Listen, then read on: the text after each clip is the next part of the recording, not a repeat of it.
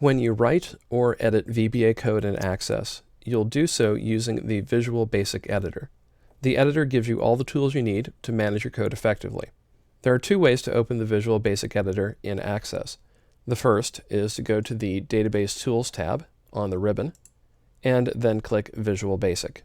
The tooltip that appears when you hover the mouse pointer over the Visual Basic button indicates that you can press Alt F11 to go to Visual Basic, and that's the way that I usually do it. So I will go ahead and press the Alt F11 key sequence and open the Visual Basic Editor. When you go to the Visual Basic Editor, it will appear in exactly the state that you left it in. If you've attached some code to an object or created a code module, and that object is open when you switch to the Visual Basic Editor, you will see that code window unless you closed it earlier. In a database with existing code, like this one, you'll see the Project Explorer panel on the left. That panel contains references for the code that's available. If you don't see it, you can display it by clicking the Project Explorer button on the standard toolbar, or by pressing Ctrl-R. You can manage windows within the Visual Basic Editor exactly the way that you do in the Windows operating system. You have the minimize, maximize, and close buttons on all the windows, and you also have the same thing for the Visual Basic Editor at the top right corner of the screen.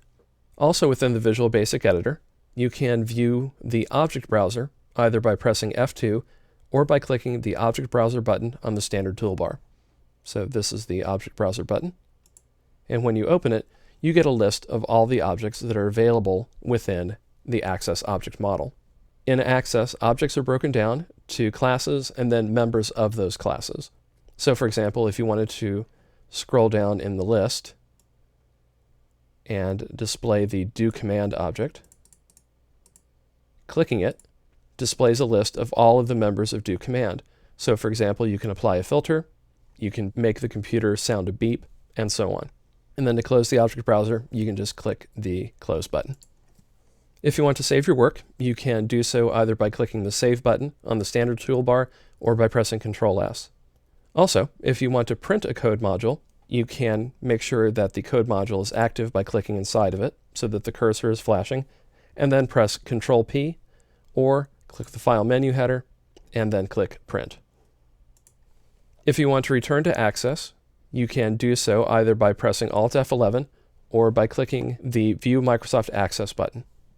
Like any editing environment, it'll take you some time to become fully comfortable using the Visual Basic Editor. Once you're familiar with its controls, though, you'll find that it is a powerful, flexible tool that helps you manage your VBA code effectively.